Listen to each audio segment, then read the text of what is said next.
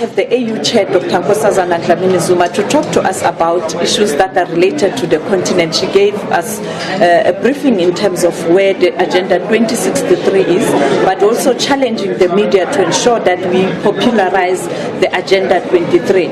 Dr. Dlamini Zuma, you decided on this interaction. Why did you see it important for the AU to have this kind of engagement of editors and journalists in the continent? Yes, Sophie, thanks for being here. I'm very happy with this interaction. And the reason we decided on it together is that the story of Africa needs to be told. It needs to be told by Africans, and it needs to be told from their perspective. But journalists and editors were also complaining that, yes, they want to tell the story, but there isn't enough interaction between the AU and the editors and the journalists. So we decided that we must have our first meeting in July, and this is the second one, and we want to formalize this relationship so that we can have a vibrant interaction between us and the editors and journalists, because they have to inform the public but also be part of keeping us accountable as the AU, as member states, as governments, and also part of monitoring and evaluation of where things are, how are they going. But also the media itself has to look at how it's implementing Agenda 2063 in its own space. So we think it's very important to engage journalists, to not run away from them, to engage them, have discussions with them, because they are part and parcel of our DNA in our countries. You spoke about ordinary citizens in the continent being part of Agenda 2063. Do you think we, as journalists, as editors in the continent, we are doing enough to communicate or to inform the citizens? Well, I think some journalists are doing something, but it's not enough. We need to do more and more and more. But I think there's a start. Because our citizens need to know that they also have a role in Agenda 2063, in implementing it, because it's for them. It's for all of us. So I think you could do more. One challenge that we have as media houses is to access the newsmakers, particularly at the level of decision-making position, like the heads of states.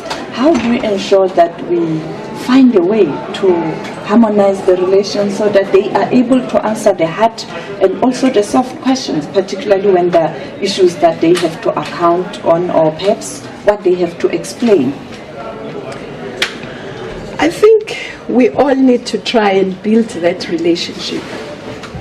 And that relationship can be built by showing interest, showing that you want to report on this, and getting in touch with public broadcasters. You are a public broadcaster. You should be able to get hold of the communicators, and where there is a need for the highest communication, you should. But a relationship is nurtured, and it's a two-way process.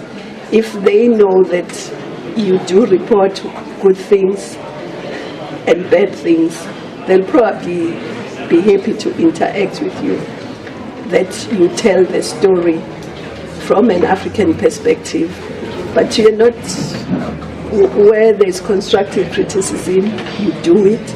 I think it's just a matter of building it, just as we are building ours, to build it with the heads of state, with ministers, with public servants, with mayors, with everybody. How do we strengthen the media freedom in the continent? Well, we have to say to every country, as we are saying, they must adhere to the instruments that they have signed up to, and the freedom, human rights are something that they have signed up to, and it's important that that freedom is there. But of course, the citizens themselves, the media themselves, must be part of that struggle. We can only say to the heads of state and to governments that it's important to give freedom to the media. But the people who have to really struggle on the ground to get it happen are in the country, not because you can't do it sitting in Addis. You can only talk to them in private, in public, as we do, but it's a struggle. Peace and Security Agenda 2063 talks about silencing the guns, but there's still pockets of conflict in the continent. How do we ensure that maybe 10 years down the line it's indeed a thing of the past? We have to strengthen our peace and security architecture, especially the early warning and the prevention side, because it's no use to come when everything has blown up into open conflict, open war, but to try and see when there is signs that things aren't going right, to start having a dialogue about them, to make sure that, like we are going to Angola to discuss, amongst other things, the DRC, because the DRC, we wouldn't like the DRC to get into conflict again. They've done relatively well over the past decade, and we would like them to remain peaceful. It doesn't mean that there would be no misunderstandings, but they must be solved through dialogue, through discussions, not through the barrel of the gun. South Sudan and Sudan also still a burning issue? Yes, South Sudan, obviously, a lot of people are still displaced. A lot of people have lost their homes. They are not able to go back to plow. But there is a ray of hope because there is an agreement. They are trying to implement it, and we must emphasize that implementation of the agreement and try and avoid another open war. But the other thing that needs to be done is to strengthen institutions. And the media and the citizens can also help parliaments to strengthen institutions, because where the institutions are weak, personalities become institutions themselves. And then when problems happen, there are no institutions to absorb the shocks and to try and resolve the problems institutionally. So it's something that we have to really look at, strengthening institutions in government, in civil society, in the judiciary, everywhere.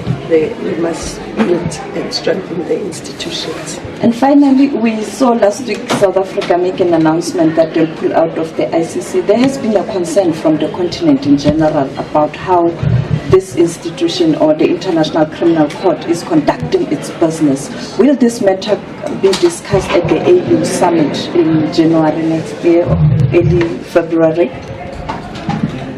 Which matter? They're pulling out of South Africa? No, just in general, the issue of the ICC. It has been on the AU agenda.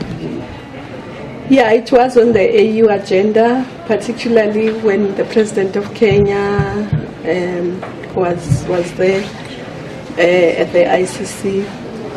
It's something that was given to the ministers to discuss.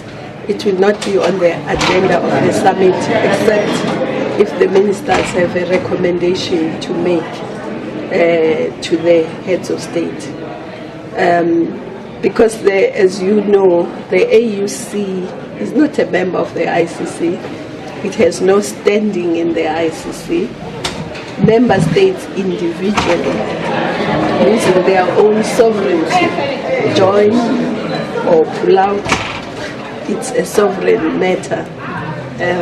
But yes, there was a discussion and it was delegated to the executive, and the executive is discussing it. And finally, next year, the last time, What?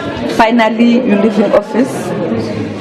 Yes, I'm leaving office in January. They are going to elect a successor, and after that I will hand over, and after that I will graciously leave.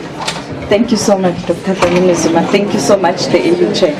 That was the AU Chair, Dr. Dlamini Zuma, speaking to us, talking about issues that affect the continent.